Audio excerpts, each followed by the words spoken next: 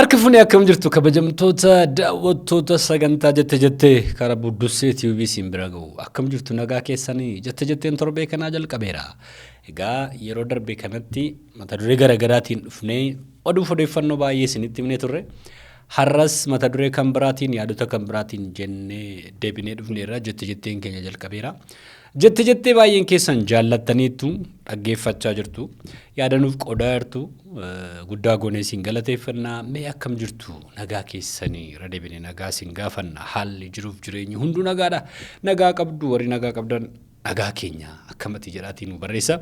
Kanarraa kana fee yaadota qabaatanis immoo nuuf qooduu hin dagatinaa. Dhimma kana qabnaa mata duree kana qabna mata duree kanarratti dubbadhu. Aye kana kaasii mari'annaa yoo jettanis immoo hin dandeenya. Sababiin isaa dhimmoota asirra jiran baay'eetu gara keenya dhufa. Isaan keessaa garuu filannee isin madaalaa isinis dhaga'uu qabdu jenneetu odeeffannoo isiniif dhiyeessina kabajamtoota daawwattoota keenya. Ani nagaa kooti akkasiin nagaa tatan abdii guddaan qaba. Waaqayyo galata guddaa argatu. Egaa torbee dabarsine kana keessa taateewwan garaagaraa ta'an baay'eetu ture. Yeroo kanattis taateewwan garaagaraatu ta'aa jira. Ammas namoonni barreessaa jiru, ammas namoonni dubbachaa jiru. Yaada garaagaraa qoodaa jiru. Garuu kan waldaa kiristiyaanaa fayyadu, kan amantoota tajaajiltoota fayyadu, kan nu fayyadu immoo kaasnee akka kanaan dubbanna. Bara isaa bara odeeffannooti. Bara odeeffannoon xiqqoon tokko hojii gurguddaa hojjetaa jirudha. Baratti namni dhaga'aa jirudha. Bilbila keenyarraa, kompiitara keenyarraa, haala garaagaraatiin har'a karaa TV keenyaayyuu, intarneetiirraa taatee addunyaa qarqara yookaan fiixee tokko ta'e akkuma salphaatti ammas itti dhaga'aa jirra. Isa kana keessaa gaanuunis immoo odeeffannoo waldaa kiristiyaanaa saba amantoota fayyadu isiniif dhiyeessina. An gammachiisuun mataa Booranaati. Waltajjiin kun immoo Jette Jetteedha.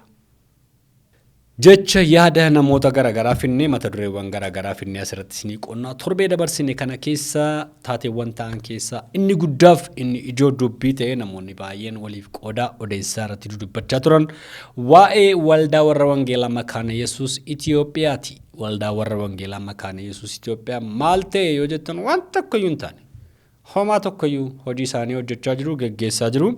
Torbee dabarsine kana keessa kaawunsilii isaanii beekama yeroo 22ffaaf geggeeffataniiru. As magaalaa Finfinnee mooraa GTF kan Guddina Tumsa Foundationii mooraa leenjii akkasumas immoo yeroo baay'ee kadhannaan keessatti geggeeffamu makaanni isaa naannoo Jarmanaa Addababaayitti argamutti kaawunsiliin 22ffaan waldaa makaana Yesuus Itoophiyaa geggeeffameera.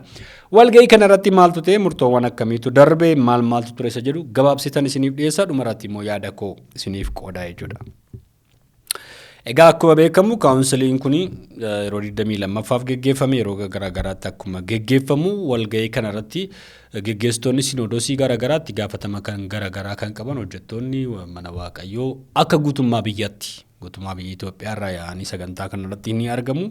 Sagantaa kanarratti kutaaleen garaagaraa riippoortii dhiyeessu. Riippoortii isaan dhiyeessan kun barreessaatti aanaan barreessaa olaanaa irraa kaasee guutummaa waldaa keessatti waan geggeeffamaa ture riippoortii dhiyeessu. Kanarraa kan hafe kutaan misiyoonii, kutaan dubartootaa, kutaan dargaggootaa, kutaawwan garaagaraa immoo walgahii kanarratti hojii hojjechaa turan irratti riippoortii dhiyeessu. Riippoortii kanarratti rakkoolee ka'an bu'aawwan argaman wantoota mudatan hin kaasu gaaffiin hin kaa deebiin hin deebi'a.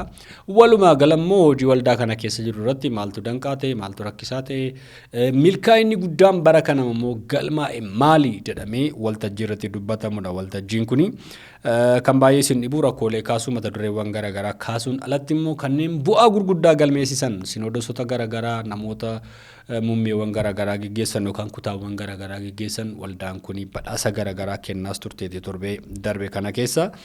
Egaa walgahii kaawunsilii waldaa makaana Yesuus darbe kanarratti kanatu geggeeffamaa ture. Gadi fageenyaan warri sagantaa sanarratti walgahii sanarratti hirmaatan waa'ee waldaa kanaa waan baay'ee godhaniiru. Kanarraa kan hafe waldaan kun kaawunsilii 22ffaan kun yeroo geggeeffamu murtoowwan garaagaraa immoo dabarsiti. Akka waldaatti akka biyyoolessaatti murtoowwan garaagaraa dabarsiti. Murtoowwan isheen dabarsitu kun sinoodosii sabakaa waldoota darbee namoota dhuunfaa hojjettoota irratti kan hojiirra oolu jechuudha. Ejjennoo qabdu fa'aa ibsiti. Tarkaanfiilee garaagaraa fudhatti. Walgahii kaawunsilii 22ffaa kanarratti filannoonis geggeeffameera. Filannoon namoota kutaalee garaagaraa sadarkaa garaagaraatti geggeessan daayirektaroota garaagaraa geggeeffameera. Isa keessaati egaa akkuma amma dura ibsame marsaalee hawaasaa yookaan feesbuukii Ethiopian Evangelical Church Makaana Yesuus jedhu kan waldaa Makaana Yesuus irraa oduu odeeffannoo namoonni achirraa argatan oduu barreeffame irraa kan argadhitanii Lubi Taamiraat Taaddala barreessaa olaanaa waldattii sadarkaa biyyoolessaatti ta'anii filamaniiru. Lubi Wandimmaagany Uddeessaa Abdirree kanaan dura kutaa dargaggoof daa'immanii daayirektara ta'anii gaggeessaa turanii amma immoo tajaajila sagalee misiraachoo isa sanarratti daayirektara ta'anii filamaniiru. Lubi Wandimmaagany Uddeessaa beektu baay'een keessan marsaalee hawaasaa irratti baay'ee barreessu baay'ee beekamu akkuma kana teelegiraamii irrattis baay'ee hojjetu. Barsiisa garagaraa sagalee waaqayyoo barsiisu akkuma kana Lubi Taaggasach Daanyaw isaan immoo kutaa dubartootaa irratti ammas gaggeessummaa sadarkaa biyyoolessaa irratti daayirektara ta'anii filamaniiru jechuudha. Yaa inni kan biraan namoonni waltajjii kana irratti filaman immoo obbo Gaalundee Waaqeetaa jedhamu isaan immoo waldaa kana keessatti stewardship fi economy waldaa Kiristiyaanaa irratti akka hojjetamanii fi muummee sana akka gaggeessaniif isaanis filamaniiru jechuudha. Inni kan biraan sara waltajjii kana irratti filame dargaggoo Efreem Taarikuuti. Dargaggoo Efreem Taarikuu daayirektara kutaa dargaggoof daa'immanii ta'ee bakka Luba Wandimmaagany Uddeessaa filameera jechuudha. Filannoowwan kana sadarkaa biyyoolessaatti kaawunsilii 22 irratti gaggeessiteetti waldaan Makaana Yesuusii. Walgahii guyyaa afuriif gaggeeffame kanarratti gaa kaawunsilii waldoota Kiristiyaanaa kaawunsilii Itoophiyaa irraati gaggeessitoonni barreessaa olaanaaf pirezidaantiin argamanii sagantaa kanarratti yaada isaanii dabarsaniiru baga gammaddanii bagatteen isin ga'ee jedhaniiru. Akkuma kana immoo pirezidaantoonni namoonni keessummoonni kabajaa sagantaa kanarratti argamanii isaanillee hirmaattota sagantaa kanaa turanii. Kanarraa kan hafe tokkummaan yookaan kaawunsilii gaggeeffame kanarratti yeroo waaqeffannaa garagaraa tureera. Waldoonni garagaraa sagantaa kanarratti akkasumas michoonni namoonni affeeraman sagantaa kanarratti argamanii waldaa kana tajaajilaniiru. Egaa waa'ee waldaa warra wangeelaa Makaana Yesuus Itoophiyaa torbee dabarsine kana keessa filannoo wajjin wal qabatee dhimma namoota dhuunfaa dhimma waldaa Kiristiyaanaa yaadota jiran ilaalchisee baay'ee barreeffamaa baay'ee dubbatamaa ture. Namoonni baay'ee waan baay'ee jechaa turanii egaa baay'een keessan dubbisaa turtanii maaltu dhalate maalidha jedhee namni baay'een gaaffii kaasa. Tariitii namoonni tokko tokko burjaajessuu yookaan immoo gartuu uumanii abaluu akka kanaa abaluu akka sana jedhanii oduuf odeeffannoo baay'ee qoodaa turanii. Yaadii namoota tokko tokko immoo namoonni bakkee ta'an waldaa Kiristiyaanaa kana keessa hin jirre akkamitti dhimma waldaa kanaa barreessu. Waldaan kun ofiisheetii ibsa garagaraa yeroo barbaachisaa ta'etti laachaa turte. Amma immoo waan addaa maaltu dhalate jedhanii gaaffiin ka'aa ture. Egaa waa'ee waldaa kanaa beekuu yookaan immoo maaltu ta'aa jira jechuudhaaf beekuudhaaf yoo barbaadan hojjettootuma achi keessa jiran namootuma achi keessa jiran itti gaafatamarra jiran gaggeessummaarra jiran ibsa saallatan yoo hordoftan yookaan immoo itti dhiyeenyaan yoo gaafattan gaariidha. Malee hamma ammaatti wanti addaa tokko hin jiru. Garuu filannoo wajjin wal qabatee dulana filadhaa wanti fakkaatu tokko kallattii garagaraatiin gaggeeffamaa ture. Bifa garagaraatiin namoonni abaluu filamaa biloo akkasa ta'u jechaa turanii baay'ee nama jibbisiisa. Inni kuni sadarkaa biyyoolessaatti gaggeeffamu kana bira darbee akka kootti amma sadarkaa sabakaatti darbee sabakaa waldaa Kiristiyaanaatti yeroo filannoon gaggeessitootaa jaarsolii waldaa gaggeeffamu yoo amma baay'ee dulina filadhaa kun baay'ee ho'a baay'ee fiigama. Eenyu filamu eenyu maal akka ta'u namni sadarkaa siyaasaa keessatti taayitaa qabuun hin barbaadama. Qabeenyaa qabuun hin barbaadama. Namoota wajjin walitti dhufeenya qabu waliigaltee qabuun naannummaadhaan hin barbaadama waldaa gaggeessuudhaaf yeroo har'aa. Inni kun mul'achaa jira. Inni kun sodaa guddaadha fi kana wajjin wal qabatee waan tokko jechuu barbaada gabaabseedhuma. Manni kun abbaa qaba. Waldaan kun abbaa qaba. Waldaan kun beektu seenaan ishee waggaa 100 ol jiraatte sadarkaa biyyoolessaatti darbee sadarkaa addunyaatti waldaa miseensota miiliyoona 12 hanga 15 ta'anitti tilmaamaan qabdi. Waldaa baay'ee sodaatamtuudha, waldaa baay'ee kabajamtuudha. Waldaa biyya kana keessatti hojii misoomaatiin, hojii tajaajilaatiin, barsiisa sagalee waaqayyootiin, doktiriinii dhaabbataadhaan, ejjennoodhaan beekamtuudha. Waldaa kana keessa akka carraa akka salphaatti quba kaa'uun hin danda'amu yookaan immoo abaluu akkasa godhu jechuun hin danda'amu. Sadarkaa biyyoolessaatti satee sadarkaa waldaatti sadarkaa sabakaatti sadarkaa sinodoositti hojii hojjetamu keessatti manni kun abbaa qaba. Isin jechuun barbaadan karaa koo maaliifi manni abbaa qabu abbaatu busha. Waaqayyo irra jira. Waaqayyo waldaa kana hin geggeessa. Eenyu waldaa kana akka geggeessu, eenyu waldaa kana akka bushu, eenyu waldaa kana akka qajeelchu, kutaawwan kanatti eenyu akka itti gaafatamu, eenyutti ba'aa kana kennu akka barbaadu Waaqayyo beeka. Inni fileetti kenna, namni sun immoo hojii isaan hojjeta, hoolota isaan geggeessa. Kanarraa kan hafe kallattii garaagaraatiin tumsa namootaatiin yaada namootaatiin barreeffama walitti ho'isuudhaan filannoon dhufu yookaan immoo geggeessaan dhufu ittiin fufu yookaan badaa yeroo dheeraa turuu hin danda'u. Baroota darbanitti namoota itti gaafatama fudhatanii saba isaaniitiif fuuldura ba'anii aarsaa kaffalan namoota baay'ee agarreerra. Gara fuulduraattis yeroo haalli kun hammaataa deemu Waaqayyo namoota qabaa. Manichi kan isaati abbaan irra jira siniin jechuun barbaada namoota waan baay'ee jettanii fi gaarii amanaadha. Mana waldaa makaana Yesuusiitiin miseensa ijoollummaa kootii kaasee achi keessatti hin guddadhe. Baay'een piraawudii godha miseensa waldaa makaana Yesuusii ta'uu kootti natti tola. Kanaan ala yaada qabnaa yaadati jette kun dogoggoraa sirriin turre ati yoo jettan immoo naa barreessaa naa bilbila. Maaltu deemaa jira isa jedhu. Isiniif qooduufan jedhee walumaa galatti waldaan makaana Yesuus Itiyoophiyaa torbee dabarsine kana keessa kaawunsilii 22ffaa geggeesteetti.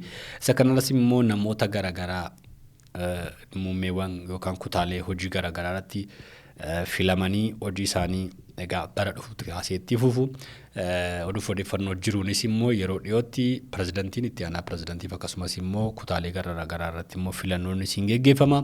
Isa kanaafis immoo amantoonni Waaqayyoon kadhachuu waldaa kanaaf harka keessan ol kaastanii fuula Waaqayyoo duratti dhiyeessuu dhaanii akkasiin turtan akkasiin Waaqayyotti laattan adaraan isiniin jechuu barbaada. Wanti barbaade ta'u, wanti barbaade ol utaaluu, gad utaaluu, odeeffamu, abarreeffamu wanti barbaade ta'u waldaan kiristiyaanaa itti fufti. Manicha abbaa qaba. Isiniin jechuun barbaada daawwattoota Jette yookaan immoo Budduussee Tube. Eebbifama. Egaa akkuma kana torbee dabarsine kana keessa kitaabi bareedaan kitaabi namatti tolu tokkos eebbifameera. Kitaabni kun mata dureen isaa maal jedha? Gaa'ela milkaa'ina qabu jedha. Bara kana keessa gaa'elli baay'een milkaa'ina hin qabu. Gaa'elli baay'een keessi isaa bukoodha. Mana nama baay'ee yoo deemtan iccitii baay'eetu jira. Waan baay'eetu jira. Gaa'ela milkaa'ina qabu geggeessuudhaaf dargaggoota ganaa gaa'elatti deemtaniif kanneen gaa'ela keessa jirtaniif kitaabni bareedaan fayyadu tokko lubata gahii namarraatiin barreeffame gabaarra ooleera. Lubata gahii namarraa baay'een keessan beektu yeroo dheeraa waldaa kiristiyaanaa tajaajilaa turanii biyya kana keessatti namoonni baay'een isaaniin beektu jedheen abdii guddaa qaba. Yeroo darbes immoo waa'ee isaanii bal'inaan as Budduussee Tube irratti interviyuu godheera seentanii dhaggeeffachuu dandeessu waa'ee lubata gahii namarraa. Kitaaba bareedaa gaa'ela milkaa'ina qabu jedhu tokko barreessanii torbee dabarsine kana keessa mana barumsaa Beetel naannoo paastoriitti argamutti eebbifame. Kitaaba kana eebbisuudhaaf namoota baay'ee isaaniin jaallatan, isaaniin simatan, isaanii wajjin tajaajilan, keessummoota affeeraman hedduutu argame. Kan isin dhibu waa'een kitaaba isaanii egaa namoota baay'ee bira geera, namni baay'een jaallateera. Kitaabni kun qabiyyee gaggaarii qaba. Boqonnaa 8 qaba. Boqonnaa 8 kun immoo gaa'elli maalii, adeemsa gaa'elaa, hiriyaa gaa'elaa akkamitti filachuu, gorsa gaa'ela dura maaltu barbaachisaa, gufuun gaa'elaa maayinni, ijaarsi maatii kiristiyaanaa maal fakkaata, maatiin kiristiyaanaa tokko akkamitti ijaaramuu qaba. Isa kana malee rakkoowwan jaaraa 21ffaa kana keessa gaa'ela diigaa jiran maaliin ni mata duree jedhuuf deebii gaggaa babbareedaa qaba. Kanaaf yoo daraa keessan kitaaba kana barbaada bitadhaatii dubbisa isiniin jenna. Baay'ee kan isin dhibooduuf odeeffannoo tokko asumaan isinii qooduun barbaada. Addunyaa irratti biyyoota hedduu keessatti gaa'elli baay'ee diigama, baay'ee yeroodhaa yerootti salphata. Garuu biyya lama keessatti yeroo dheeraadhaaf gaa'elli baay'ee kabajameetu ture, hin eegama ture jedhani. Biyyoota lamaan kana keessa isheen tokko biyya Itiyoophiyaati. Biyya Itoophiyaa keessatti gaa'elli baay'ee kabajamaa, baay'ee jaallatama. Namoonni Itoophiyaa salphaatti gaa'elan diiganii jedhani. Oduu ture inni kun. Magaruu akka sana miti. Baay'ee gaa'elli biyyatti keessatti salphataa jiru. Akka salphaatti namni waliiku ollaa keenya, naannoo keenya, waldaa keenya ilaaluun barbaachisaadha. Waaqayyo isa kana nurraa haa kaasu. Biyyi isheen kan biraa gaa'ela kabajuudhaa fi utuu hin diigin wal danda'anii walii obsanii jiraatan addunyaa irratti beekamtu biyya Hindiiti. Biyya Hindii keessatti badaa gaa'elli ni hiikamu. Amantii isaaniitiinis ta'e aadaa isaaniitiin baay'ee wal kabaju, wal eeggatu, wal jaallatu. Biyya kana keessatti garuu baay'ee salphataa jira. Hawaasa keenya keessatti maal fakkaata? Namoonni waldaa kiristiyaanaa keessatti, mandara keessatti, jaarsolii biyyaa gidduutti hin araaramu. inni jedhu gaaffii guddaadha. Egaa gaa'ela milkaa'ina qabu kanaaf yookaan immoo milkaa'ina dhabe kanaaf deebii kennuuf gaa'ela milkaa'ina qabu jedhanii barreessanii lubi tagay namarraa. Waa'ee luba tagay namarraa kan biraa kanan isinitti immoo giddugala gorsaa yookaan kaawunsiliingii fi leenjii tagay namarraa kan jedhamu naannoo Buraayyuu Gwaasiyoonitti bananii namoota baay'ee gorsaa jiru. Tajaajilaa jiru gaa'ela diigame hiikame dhume jedhame mana murtiiti sadarkaa dhumaarra ga'e isaan bira dhufee araaramanii waaqayyo isaan gargaaree maatii baay'een jireenya isaa geggeessaa jira. Waldoonni garaagaraa isaanii waamanii leenjii gaa'elaa isaanirraa fudhachaa jiru. Yeroo ammaa kana xiyyeeffannoodhaan isa kanarratti hojjetu. Kanarraa kan hafe lubi tagayin dhaabbilee hojii garaagaraa hojjetanii fi gorsa yookaan immoo leenjii hojjettootaas baay'ee gaarii godhanii kennu. Namoonni isaaniin barbaadan bilbilli isaanii asirra jira. Kitaaba isaaniis bitachuu dandeessu. Guyyaa kana wanta ta'e keessaa baay'ee kan natti tolee fi kan isin dhibu namoonni waggaa 50 olii wajjin jiraatan akkuma kan immoo lubi taganyis waggaa 30 ol gaa'ela keessa jiraatanii isaan kun yeroo cumboo muruufaa turedha. Baay'ee sagantaa bareedaa sagantaa namatti toluun egaa kitaabni kun eebbifame waggaa meeqa jiraattan isin gaa'ela keessa? Nama akkamii fuudhuu barbaaddu yookaan nama akkamitti heerumuu barbaaddu? Ulaagaa magaa'elaa immoo beektu? Kitaabni kun deebii isinii kenna. Garuu fuudhaan sodaatina. Waaqayyoo gaa'ela sababa dhaabeef ni nama jiraachisa. Waan hundumaa qaban. Shaa godhee bareechee miidhagsee nu jiraachisaa jira sababa ta'eef galanni waaqayyoof haa ta'u.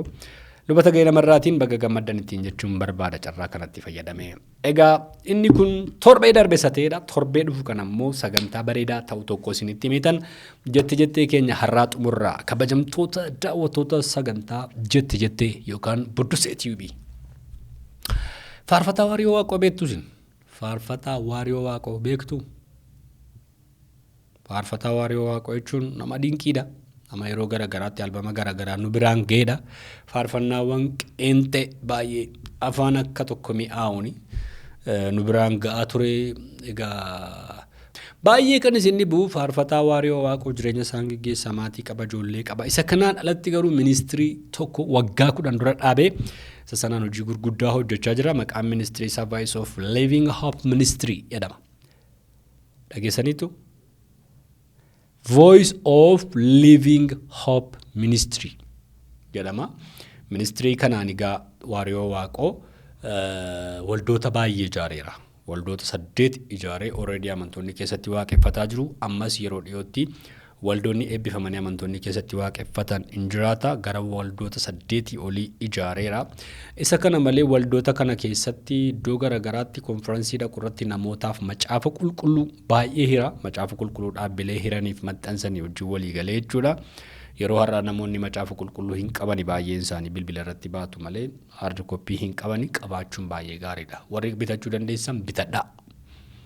Warri kaanis immoo namoota akka kanarraa fuutanii fayyadamuu dandeessu. Inni kan biraan faarfataa Waariyoo Waaqoo ministirii kana wanta inni hojjetu yeroo balaan hongee uummata naannoo isaanii mudate naannoo Booranaa tajaajila Yoonaataan Akililuu wajjin walii galuudhaan waldaa yaaddis kidaan kaanaatiitti konsertii addaa qopheessee namoota baay'ee walitti gurmeessee gargaarsa guddaa godheera. Bara COVID yookaan immoo korona vaayirasiin addunyaa raasee biyya kana keessatti tajaajiltoonni baay'ee rakkina keessa galan qarshii baay'ee walitti qabuudhaan isaan kanas gargaaraa ture. Faarfattoota baay'ee tumsuudhaan beekama faarfataa Waariyoo Waaqoo sagantaa garaagaraa deemee tajaajila. Biyya keessa naannoo Booranaa, naannoo Arsii, naannoo Gujii, darbee Keeniyaa, Oromiyaa keessa bakka garaagaraa magaalaa Finfinnee si waama malee ni dhufe. Shaa godhee faarfatanni kan nu baasee wangeelaa jedhee kan nu baasee wangeela jedhee faarfannaa bareedaa qabanii faarfata. Amma garuu egaa hagayya 22 hanga 24 bara 2018 jechuudha. Torbee fuuldura keenya jiru jimaata sanbaduraaf sanbata guddaa istaadiyeemii guddicha yaaballoo irratti konferansii guddaa qopheesseera. Konferansii guddaa kanarratti waaqayyoon galateeffata. Waggoota kurnan darbaniitti ministirii isaa kana keessatti maal hojjetame isa jedhus namootaaf hin dhiyeessa. Isa kana malee giddu gala leenjii banuun barbaada naannoo sanatti dargaggoonni baay'een namoonni baay'een leenji'anii mootummaa waaqayyoo keessatti qooda fudhachuu qabu. Jiruuf jireenya isaanii akkamitti akka qajeelfatan baruu qabu. Kanaaf giddu gala leenjii ni barbaachisa. Haydhee giddu gala leenjii ijaaruudhaaf karoora baasee hojjechaa jira. Akkuma argitan immoo saxaaxaa yookaan diizaayinii kana fakkaatus qopheesseera jechuudha. Faarfataa Waariyoo Waaqoo poostarii kana asirran isinii kaa'a. sagantaa kanarratti yookaan immoo konferansii guddaa qophaa'e kanarratti luba Dr. Lalisaa Daani'eel lallabaa wangeelaa Tsaggaa Baqqala baay'ee barsiisota dinqiidha namoonni kuni kanarraa kana faarfannaadhaan immoo faarfataa Efreem Alamuu faarfataa Phaawulos Tagany faarfataa Guutuu Shifarraa faarfataa Daawit Boruu ofiidhuma isaatii faarfataa Waariyoo Waaqoo gartuu kwaayirii gara garaa tajaajiltoota baay'ee affeereera. Kanaaf adaraa keessan warri isinii mijatu warri obboleessa keenya tumsu bira dhaabbachuu dhaabbata yookaan giddu galanni ijaaru kanallee deeggaruu warri barbaadan faarfataa Waariyoo cina akka dhaabbattan sagantaa konferansii qophaa'e kanarrattis akka hirmaattanii fi adaraan isiniin jedha innis dhaamsa kana dhaammata. Kana fakkaata oduun jette jettee keenya torbee kana kanneen oduuf odeeffannoo qabdan kan waldaa kiristaanaa tajaajiltoota amantoota fayyadu sagantaa addaa qabdan kitaaba qabdan dhimma gambara albama qabdan eebba waldaa qabdan hundumti keessan nu barreessa nu bilbilaa yaada keessan nuuf qooda akka kana finnee isinii dubbanna isinii dhiyeessina barisaa bara odeeffannooti bara oduuf odeeffannoon akka kanatti deemudha jettee immoo namni baay'een jaallateera beeka warri kaanis akkasiin jaallatan akkasiin itti dhuftan isumaan jiraattu bilbiltanii hello maaltu ta'e jettu barreessanii waan haaraan maaltu jirettu jetteedha isheen sun. Yeroo kan biraas qabannee isiniif dhiyaanna ulfaadha kabajamaa gammachiisu mataa Booranaan ture yeroo kan biraa mata dureef oduu kan biraatiin hanga walitti deebinutti nagaa waaqayyootiin jiraadha.